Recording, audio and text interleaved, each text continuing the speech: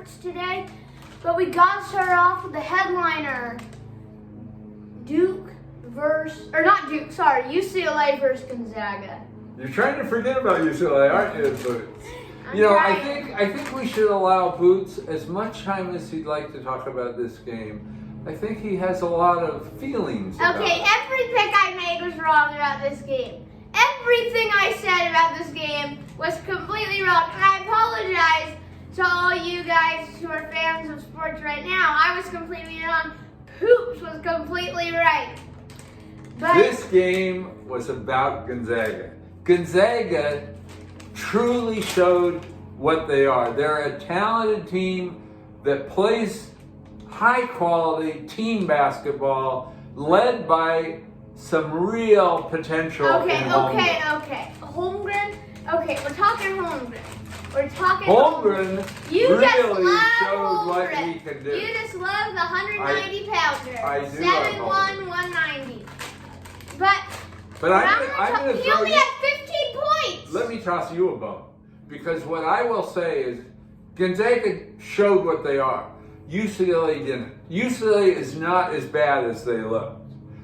They look terrible. I think we'd all agree on that. That is not UCLA. They were intimidated. They looked scared. They didn't play their game. I'd like to say something though. Mick Cronin. Okay. This guy is one of my favorite. He's a great coach. This guy is a great coach, honestly. And this game is such a negative for the UCLA Bruins. It was humiliating. It was more than a negative. No, let me talk.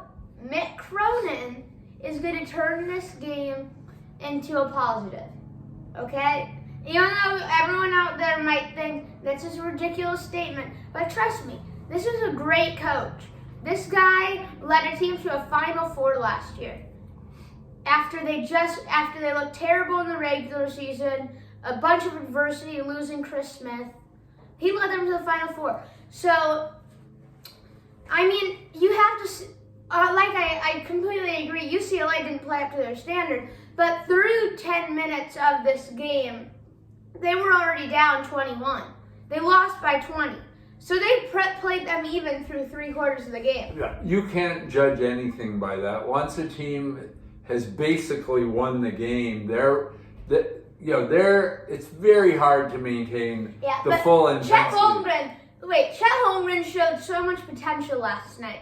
Now, these are the games where I see the stars separate the potential the players that have potential and the players that are stars right now. What we saw at Chet Holmgren was potential last night. We didn't see a star. I think we have to talk about him a bit. We saw potential though. We saw potential. Chet Holmgren had 15.6 rebounds, 4 blocks. But I want to talk about Drew Timme. No. Can we just stay with Holmgren for another minute? We'll go back to Holmgren. I think Timmy's a star. Because even though Holmgren looked better than Timme still had 18 points. He scored more than Holmgren. He had blocks too.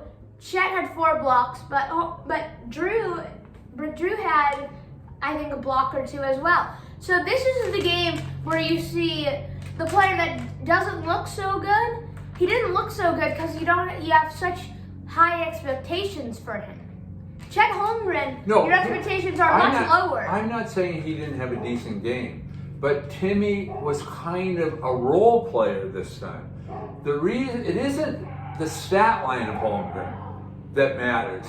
It's how he affected the play of UCLA. UCLA changed the way they play because of Holmgren's interior presence on D. They did not play their game. They gave up on their game plan. That's the impact of Holmgren. It's not his stat line. It's not his point. It's not even his block shots. Although some of those blocks were impressive. There were some beatdowns on those blocks. But the way he changed the nature of how UCLA played, that's where you really saw the impact of Holmgren. Now, Holmgren is a kid still. They were scared to go in the paint. They were. They were just terrified. if you saw Tiger drive, or not Tiger, I'd say, you saw Bernard drive, and you just would bring him back out. Holmgren's just sitting in the paint there.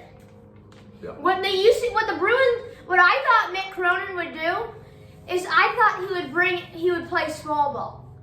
After the first half, I thought he would bring in small ball. Try to get drag Holmgren out of the paint.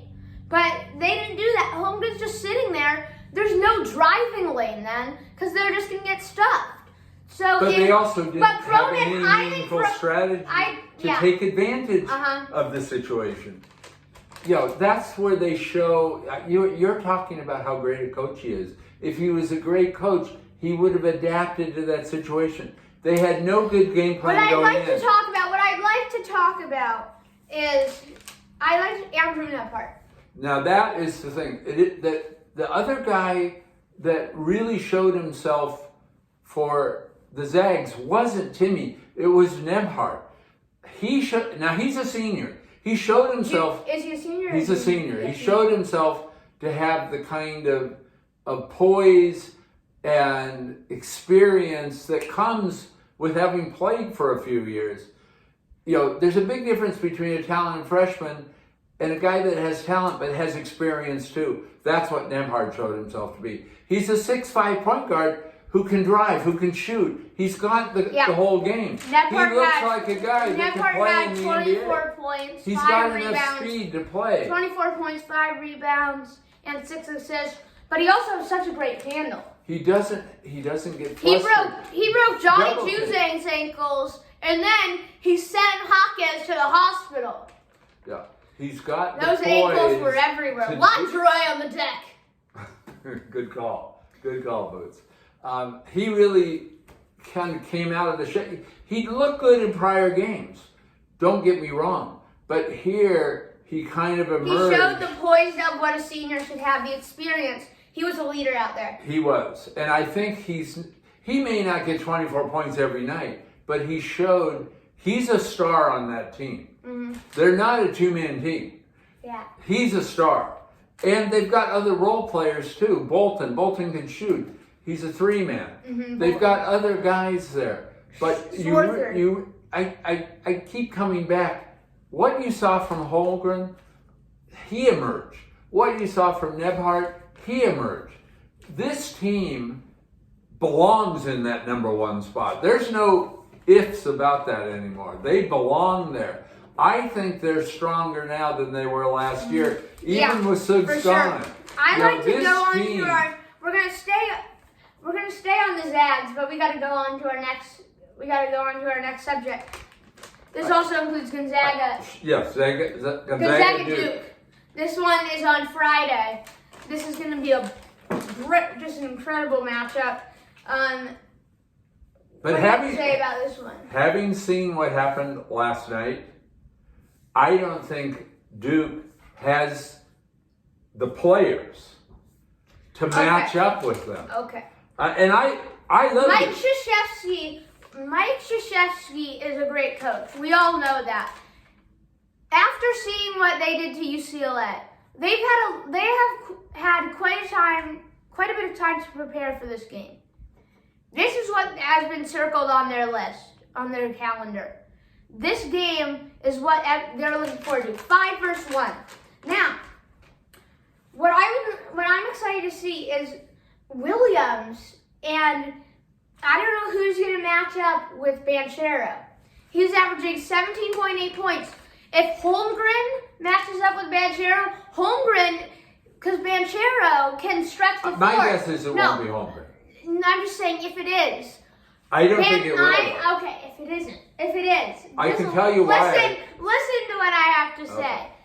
If it is, I'm saying Banchero can shoot the basketball. That's what's going to get Holmgren out of the paint, opens up backdoor cuts, driving lanes for his other guys.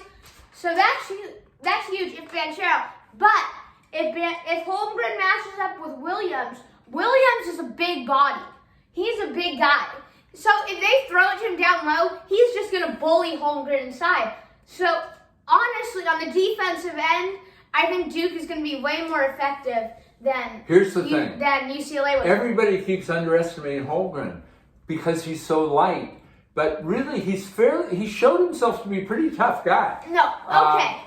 And I realize when somebody outweighs him by 60 pounds or whatever it is, that's going to be a factor. But he's tough and he's way stronger than he looks. Also, I'm going to... But I'll tell you why he's not going to be coming out and guarding Banchero. One, because of what you said. They want that interior presence. That changes what the other team can do. It's done it every game so far. They're going to stick with that. Timmy should guard Banchero, honestly. Yes, Timmy will be on him, I would guess too. But that's one reason they're not going to put Holmgren on him. Another reason is the one real Achilles heel for Gonzaga is if Holmgren gets in early foul trouble. They need to avoid that early foul trouble. If he's trying to guard Banchero, who's a very, very talented offensive player, he's very likely to pick up some early fouls. That changes entirely what the Zags can do. They want to minimize that risk. So that's why I believe they're not going to put him on Banchero. I'm just now, going to a smart thing for Duke to do is have Banchero be driving, trying to draw the foul. I'm just going to go very quickly back to UCLA. They didn't have Cody Riley, so that also has an effect on that inside game. Yeah. But I would like to talk about Keels. Keels is also, once again, Keels is such a big guy. And he can drive. Yeah. He can Nebhart is going to have a huge challenge. I don't know if they'll put Bolton on him or Nebhart. If you guys don't know, Bolton's a starter, so it'll be Bolton or Nebhart. So the thing about Nebhart is he's 6'5". I don't know exactly what he weighs, but he's a good size guy. I have to say, Duke's bench is much deeper than Gonzaga's. Gonzaga had 5 points versus UCLA on the bench, and the bench played a solid amount of minutes. So they need that depth. Well, Duke has it. Duke should win the bench play. That's always been a Achilles heel for Gonzaga. They can't afford Holmgren getting in foul trouble, and they're about 70. Yeah. But their experience drops off a lot when they have to go to the bench. They've got experience in their starting team, and they're all skilled. Mm-hmm. They play together, like a really experienced quality team. You were dwelling on the coaching of UCLA, and I think he's a decent coach. I'm not putting him in the upper echelon. He's not like Mark Few. You talk about somebody who had one Final Four. That? Oh, give me a break! Gonzaga was way better recruiting than UCLA this year. UCLA doesn't have a top 30 draft pick on their team. UCLA has no excuse. They made it a Final Four last year with the same team, with just the players they have now. Not even a first round draft pick. It was an amazing run. Gonzaga had Suggs. They had Suggs, a number 5 draft pick. They had Corey Kispert, a number 15 draft pick. Gonzaga hasn't been able to draft the top players until the last couple of years. If you look at the March Madness tournament for the last decade, this is meaningful. Yeah. The last decade, Gonzaga has more wins in March Madness than any other team in the country. Now, it's only been the last couple of years they've had the name to attract top recruits. Look at all those other years when they had deep runs in the tournament. I can't take you going on about Mark Few. That is Mark Few. I can't take you going on about the midget in the If you don't give him credit. No, I'm giving him credit. I think he's a great coach. But I don't think he's going to give his credit to a UCLA coach for one run into the Final Four. You watch, Mick Cronin is going to send UCLA to the Final Four again. I hope he does. I think UCLA is one of the top teams. All right, we got to move on to our next subject, though. But we haven't who really are you taking?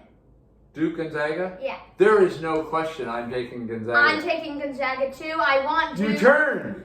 I know. I don't like Gonzaga as a team, but I think they're the better team. and I think they're going to win Well, this now game. you do. I'd like to know what you were talking about a couple of days ago. I really want Duke to win this game.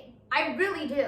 But I'm picking Gonzaga. I like Duke too. I could see both Duke and UCLA being Final Four teams. But Gonzaga is the best team in the country. The only team I really haven't spent enough time with yet is Kansas. And I want in the next week or two to put more focus on them and see what they're all about. I also love Purdue. I love Purdue. They're moving up. Number 3 in the country right now. They're a contender. They beat Nova. They beat Tennessee. North Carolina. They're definitely a contender. Yeah, I love their Villanova. players. I love the way they play. I liked them last year. I think I already mentioned that in a previous show. But if you're not a believer in Gonzaga at that point, you're not watching basketball. Yeah. Okay. We're gonna go on to the NFL now, Hoops. Okay. All right. We're gonna start off this game. We're just gonna make this one fast. Bears Lions, first game of the day. Okay, what I'd like to say about Bears Lions is my standard line. Who cares? That's what I have written down right here. I will say. Here, I'm gonna show it to you when guys you right look- now on the camera. Wait, do you see it? Who cares? When you look at a team that has turned to Andy Dalton at this stage of the year, that's a team that's thrown in the towel. They're ready to move on. Yeah. The only thing that made the Bears watchable was Fields. Justin Fields. Unfortunately, he's hurt. I hate Nagy. Nagy, and he said, but there's rumors that this is his last game as the Bears coach. The question isn't, is he getting fired? It's only when is he getting fired? Yeah. He really has not done No, any kind of a he's a decent terrible job, coach. despite the fact that he's got an amazing talent in Fields. They could have wrapped the whole season. Now they may not have been better than a 500 team, but they could have gotten more victories, I think. But more importantly than that, he could have done a job of developing Fields, and then he would have maybe earned the right to have another year to really see whether he could coach. He had a big reputation as an offensive coach. Why didn't he show that? Work with Fields, show what he could do to develop him, help him grow. But that's the future of this team. He just didn't do it. Who are you taking in this one, Poops? Surprisingly enough, I can't pick the Lions. They're 0-9. They're 0-8. Wait, are they 0-9? They're 0-9. No, they're 0-9-1. 0-9-1. And really, they don't want to win. They're terrible. They don't want to win. They want to be in the number one. I want to say. I'm taking the Bears, Lions but are I don't terrible. think They're either just team so bad. deserves No, any support from anybody. There's no respect in this game. I'm taking the Bears too. I'm not watching. I don't even know if I'm willing to watch this game. The only interest there is, frankly, is Swift. Yeah. Swift. I like Swift. He's got a very nice season going. He's the only guy I have any interest in watching in that game. Okay, we're gonna go on to our next game. This one should be actually okay. Raiders versus Cowboys. Yeah, there's definitely Cowboys interest there. favored by 7.5. Yeah, you've got Tyron Home game for the Smith Cowboys. coming back. That left tackle coming back. That's a meaningful thing. That's going to have impact, I believe, on Dallas. Dak means a bounce back. Well, he had a game that's totally uncharacteristic. It's going to help him a lot to have his left tackle back. Mm-hmm. I also think it's not for sure that CeeDee Lamb is back, but he might be back. Yeah. That is a big thing for Dallas. Or Cooper. It's a Are big. you talking Cooper? No, Lamb. Cooper. The Lamb, sorry. Lamb. Cooper okay. is not coming back. Yeah. I don't even think he's allowed to come back. But yeah, not clear. Lamb has a good chance of coming out of the protocol. But if he's back, we've got Smith back protecting Dak. And even if they aren't, I can't believe Dak could have 2 games like that in a row. He hasn't had a game like that in his life. Yeah. I don't remember any game with him. I just want to say, though, Raiders cannot run the ball. Josh Jacobs has 333 yards on the season. This is ridiculous. This team has to be able to run the ball better. It's ridiculous. Dallas also has Micah Parsons. Parsons. He's a beast. Parsons He's is a amazing. beast. 6.5 sacks, I think. Right? At least. I don't remember his number, but he's got a lot of sacks. But and he's a tackle. He's a linebacker and a defensive end. He does it all. so much pressure. So much and that's work. a terrible matchup. I love that guy. I think Terrible. he's going to be a defensive rookie of the year. I want to see him do that. It's a terrible matchup because Derek Carr is not very mobile. Yeah. And a rusher And like Parsons that, has speed. a rusher like that, Derek Carr is not going to get away from him. I don't know what the Raiders are going to do just. Plus the fact I really think the Raiders are dead in the water anyway. Yeah, I think Waller needs a lot of targets in order for the Raiders to have a chance. Because Waller is such a good player. I think if you give him a chance, put it in the ball in a spot where only he can get it, he's going to win that one-on-one or one-on-two matchup quite a bit of the time. The Cowboys have had a couple of off games. You got to take the boys in this game. They're real. They're a real team this year. The Raiders aren't. I think it goes without saying you go with the boys on this. Yeah, you got to go with the boys. How about them Cowboys? All right, last game for NFL, Bills Saints. I think this one is pretty clear-cut too. I think it's a little bit, not to the same degree, because the Bills are much more questionable than the Cowboys. But I still think they're at least in the conversation. The Saints are done. Without Kamara, they've lost 3 in a row. What is the point of this team? They're just they've dropped 3 in a row. Yeah. If there's any team that the Bills should be able to bounce back on, it's the Saints. Mm-hmm. I really have questions about Josh Allen. He's turning the ball over. Oh, he looks like the Josh Allen we saw early in his career. Yeah, he doesn't. There's something from last year that he doesn't have now. I don't know exactly what it is. You're a big Josh Allen fan. I like Josh Allen. This is big from coming from you. But I really think he's brought into question if he's really the star, the emerging star. This is an absolute must-win for the Bills. Think about it. If you drop to 6-5, you're not even. They're just holding on to a wild card spot right now. I think it's number 7. You got Chargers and Bengals ahead of them. But they're just holding on to this spot. So, honestly, they're really getting run down by the Patriots. Yes. If they lose and the Steelers win this week, they can't afford to lose. They just can't. Because if they lose and the Patriots have a tough game and the Colts are coming on. There's so many teams in the AFC right now above that 500 mark. It's just if you drop to 6-5, you're in serious trouble. They're in real serious trouble because if they lose and the Patriots win, and then they have to face the Patriots twice, who look much better than they do right now, they may not make the playoffs at all, let alone trying to be a wild card team. So who are you picking, Coops? Well, I'm picking the Bills because I really don't think. I think the Bills are going to win this game. I don't think the Saints. But I think the Bills. We're agreeing. I also think Diggs. Yeah, Diggs. He said 5 good games in a row. This is the nightcapper. We should see a better Josh Allen.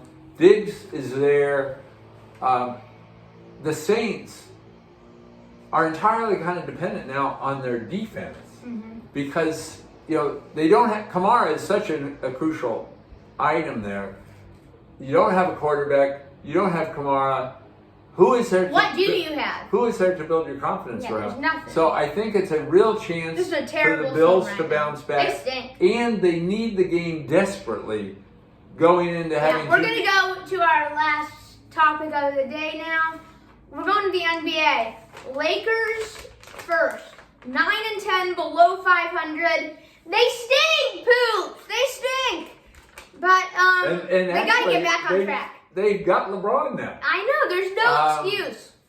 I think LeBron. While there's a lot of debate, I think you could easily say that LeBron is the best player in the history of the NBA.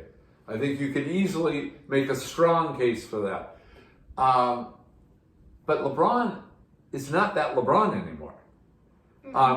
He fights injuries every year now. He never used to get hurt.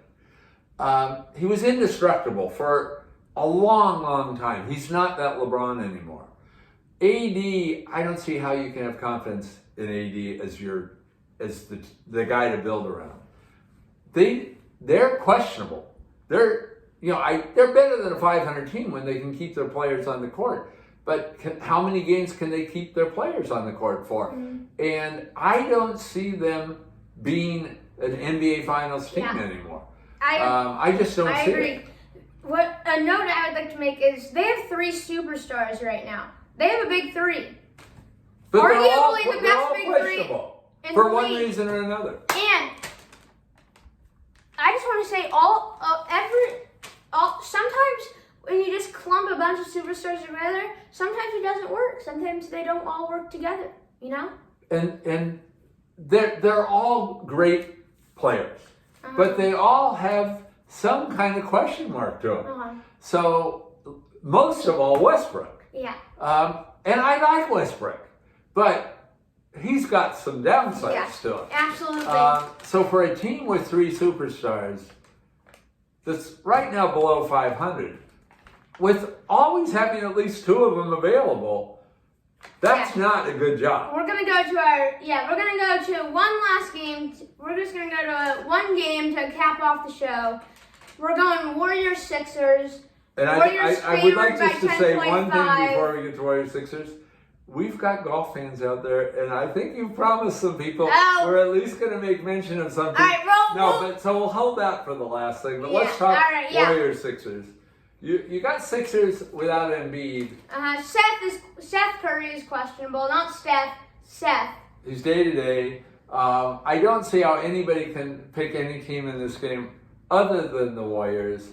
The big question about the Warriors is who goes off this game. Yeah. You know, somebody's going off. Somebody's having a big game. Is it going to be Steph like it usually is? Poole. Is it going to be Poole getting the Poole? Wiggins can go off for 35 anytime. That's why this team is so fun. And really, I don't think any of them care who is the guy that goes off. They're excited for each other. So you're picking the Warriors? Of course I'm picking them. I'm picking the Warriors too. Let's get to golf. We owe it to our fans. We know it. All the fans out there. It's only an exhibition. We haven't gotten to golf yet. It's only an exhibition, but it's one of the biggest feuds in all of sports. They hate each other. I know. Now, what I don't quite understand is how people really see this as a legitimate matchup controversy. It's a personal feud, yes. You've got DeChambeau, who has 1 top 10 finish in a major. Now, admittedly, he won the U.S. No, Open. admittedly, he won. But his entire career, he has 1 top 10 finish in a major.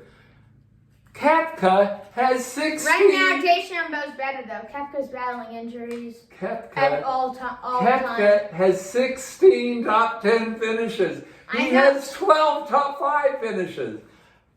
Just in the last year, he was 2nd in the PGA. He was 4th in the U.S. Open. He was 6th in the Open. How you can consider that really any kind of matchup? Koepka has had some injuries. He only really focuses. He's kind of like Tiger Woods in the old days. He's only focused on the majors. That's why he doesn't show up all the time. He's geared entirely to the majors. This is a one-sided feud. It's a personal thing. They hate each other. That's why the thing is interesting. So you're picking Koepka to win this, aren't you? It's an exhibition. It really doesn't matter. I want Koepka to win this, but I'm picking DeChambeau. You've got a guy that's already showed himself to be one of the great golfers of all time in Brooks Koepka. I love Koepka. DeChambeau is we hate DeChambeau. An imposter out there. He's a guy that's just like weird hat he always wears. What is that? He can do some things, but wait until he at least shows himself. Yeah, we're both taking Koepka in the match. Yes, and you're looking at, you have the treat of watching an all-time player in Koepka. Give him credit. Yeah. Well, thank you for watching Sports Right Now. We're saying so long from our studios. Goodbye from Sports Right Now.